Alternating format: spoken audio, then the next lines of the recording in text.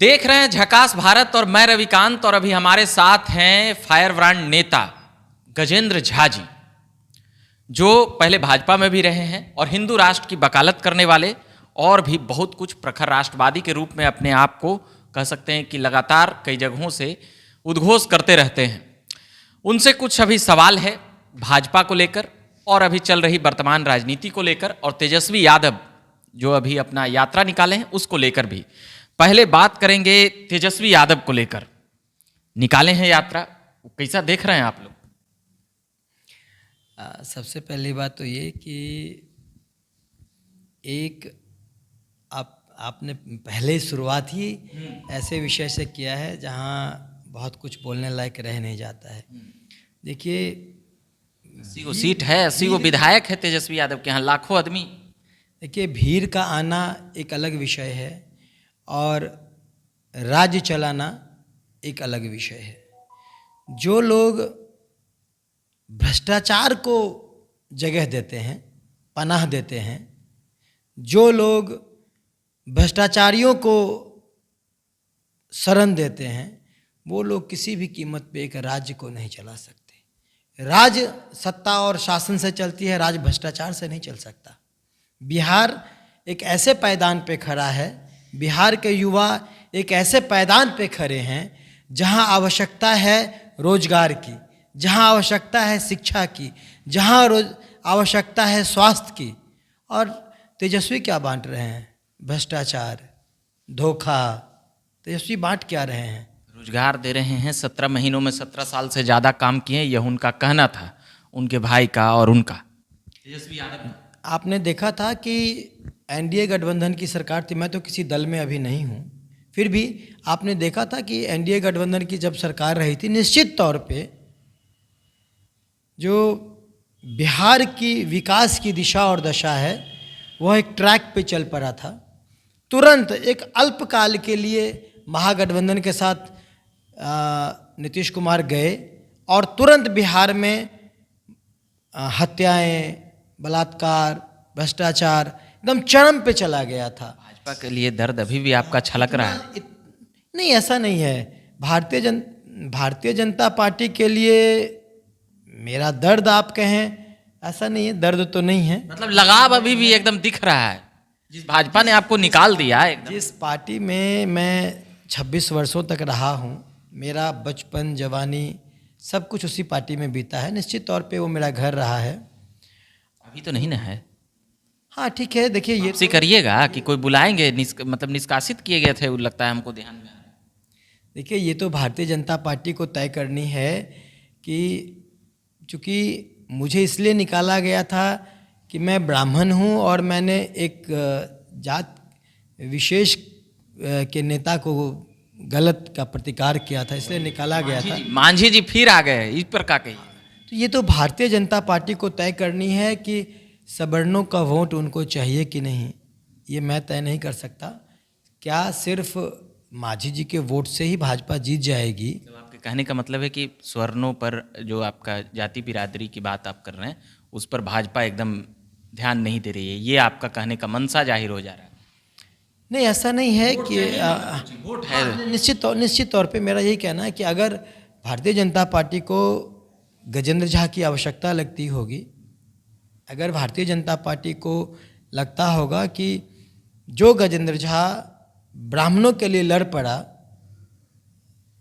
जो गजेंद्र झा हिंदुत्व के लिए लड़ पड़ा, जो गजेंद्र झा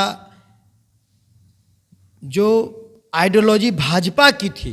देखिए मेरी जीतन राम मांझी से व्यक्तिगत कोई लड़ाई कभी नहीं रही। मेरी जीतन राम मांझी से अगर कोई लड़ाई है तो विचारधारा की लड़ाई है। जुबान काटना ही कोची है? जुबान काटने के लिए जो आप बोले कि इतना पैसा देंगे, आखिर क्या था? ये तो एक उधर से कहा गया कि भाई समंती सोचो। देखिए रवि, जुबान काटने का मतलब सिर्फ चाकू से जुबान काट देना ही नहीं होता है। जुबान काटने का मतलब चुप करा देना भी होता है। अगर कोई व्यक्ति अनर्गल बातें कर रहा है तो उसका सही मायने में प्रतिकार करके उसको सही रास्ता दिखाना भी जुबान बंद कराना ही होता है। जीतन राम मांझी जी कभी कभी आपा खो जाते हैं और देखिए, भारतीय गजेंद्र झा ने जो प्रतिकार किया था उसमें सिर्फ जीतनराम मांझी का प्रतिकार नहीं था। भारतीय जनता पार्टी जिस मुद्दे पे भारत में खुद को स्थापित किया, जिस हिंदुत्व की बात भारतीय जनता पार्टी करती है, जिस हिंदुत्व की लड़ाई भारतीय जनता पार्टी ने शुरू किया था, जिस हिंदुत्व की लड़ाई के लिए, देखिए भारतीय जनता पार्टी का एक एक कार्यकर्ता, सिर्फ भारतीय जनता पार्टी एक मजबूत राजनीतिक दल है इसीलिए नहीं जुड़ता है वहाँ का कार्यकर्ता।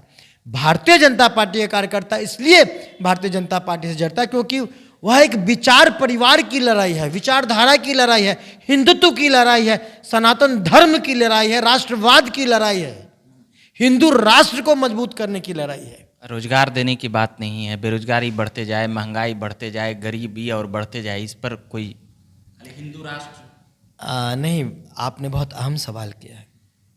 सबसे पहले ये जो हिंदुत्व को दरकिनार करके रोजगार बांटने की बात करते हैं, ये जो मंदिर को हटा के और अस्पताल बनाने की बात करते हैं, ये लोग गफलत में जी रहे हैं। आपको पहले अपनी सभ्यता और संस्कृति को समझना होगा। क्या रामराज जब था, रामराज कायम तब हुआ जब धर्म सबसे ज्यादा मजबूत हुआ, तब रामराज कायम हुआ। बिना सनातन धर्म के कल्पना के आप विकास नहीं कर सकते हैं। पहले बौद्धिक विकास करना होगा, मानसिक विकास करना होगा, शारीरिक विकास करना होगा, तब आर्थिक विकास होगा। इसमें तो लंबा बात चल जाता है, फिर मुस्लिम पर आप आक्रमण करने की बात बोलेंगे, बहुत सारी चीज़ें आ जाती है। एक ही पक्ष की बात करना, तो सामने हिंदू बेचारा, मुसलमान वहाँ अजान करने में परेशानी है, और भी बहुत सी बातें आ रही है। कैसे आप मस्जिदों को तोड़ के, कैसे आप बेचारा कह रहे हैं? बंटवारा जब देश का बंटवारा हुआ था तो जातीय आधार पे हुआ था, हिंदू और मुस्लिम का बंटवारा हुआ था।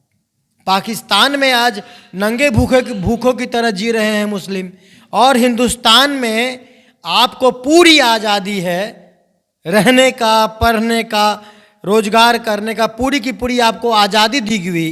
देखिए रविकांत, मेरा एक बहुत क्लियर स्टैंड है। मेहमान बन के आए हो, मेहमान बन के रहो, भगवान बनने की कोशिश मत करो। दिक्कत मुझे यहाँ है। तो वो तो कहते हैं, वो तो कहते हैं आप लिए हमने भी लड़ा। नहीं, आप एक बात समझें, मेरे देश में रहोगे और मेरे देश को मेरा देश नहीं मानोगे, मेरे देश में रहोगे, हिंदुस्तान में रहोगे और हिंदुओं से तुम्हें बैर है। ये हिंदुस्तान है, हिंदुओं से बैर नहीं चलेगा। हिंदुओं से बैर कहाँ करते हैं ना।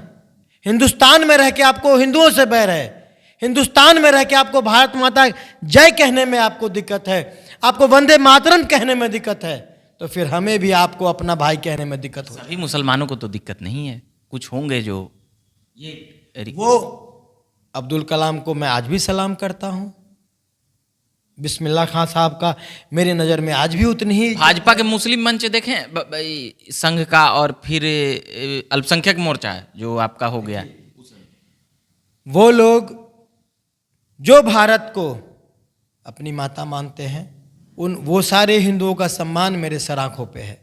लेकिन उन तथाकथित मुस्लिमों से मेरा वैर है जो इस देश में रहते हैं, जिस थाली में खाते हैं उसी में छेद करते हैं।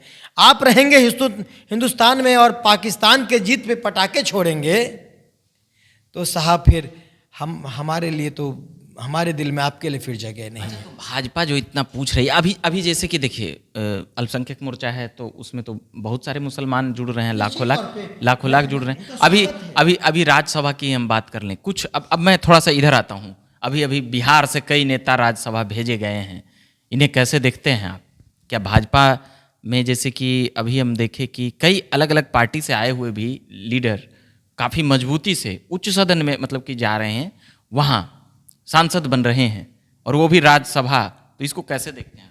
देखिए, मैं भारतीय जनता पार्टी में तो बालकाल से रहा हूँ, और एक लंबा उम्र मेरा भारतीय जनता पार्टी में ही बीत गया। एक चीज़ जरूर तय है कि जब राजनीतिक पार्टियां राजनीति में आती हैं तो उद्देश्य एक स्पष्ट होता है कि आपको सत्ता में काबिज भी होना है। किसी भी नेता का कोई भी एक राजनीतिक दल परमानेंट नहीं होता है। कहीं आपका विचारधारा मिला तो आप उसमें होते हैं, विचारधारा नहीं मिलता है तो निश्चित तौर पे पार्टियां भी लोग बदलते हैं। एक राजनीतिक दल में को हमेशा मजबूत लोगों की आवश्यकता भी होती है, ये इस चीज़ को भी हम दरकिनार नहीं कर सकते हैं।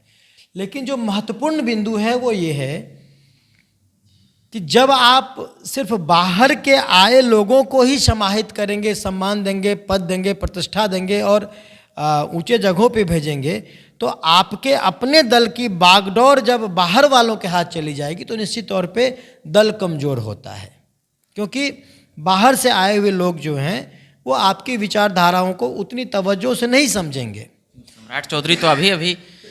सम्राट चौधरी अभी अभी आए हैं, 5-6 साल हुआ होगा, तो वो तो प्रदेश अध्यक्ष बन गए।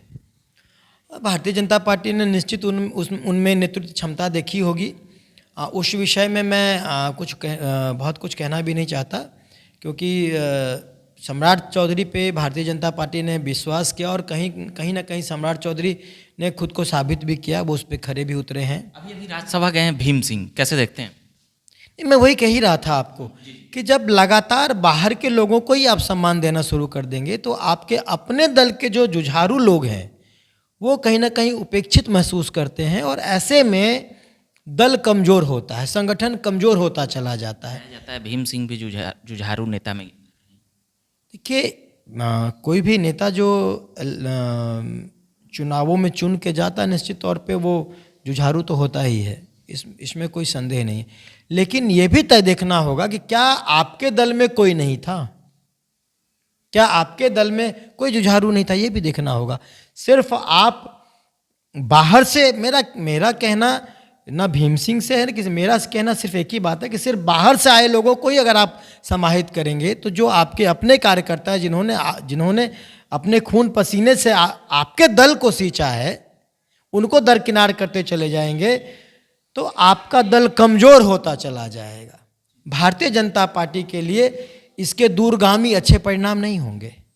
तत्काल भारतीय जनता पार्टी इससे जो भी हासिल कर ले, लेकिन आने वाले समय में इससे दल कमज़ोर होगा। जिस तरह से कांग्रेस का भी वही हाल था, कांग्रेस के पतन का भी यही कारण रहा, अपने लोगों को, अपने कोर वोटर्स को दरकिनार करना और बाहर वालों को गले लगाना, और इसी तरह से कांग्रेस आज पतन के कगार पे खड़ी है या ख़त्म हो चुकी है। तो भाजपा के लिए भी मेरा यही सलाह होगी कि बाहर से आए मजबूत लोगों का सम्मान जरूर करें। भाजपा में जाना चाहेंगे?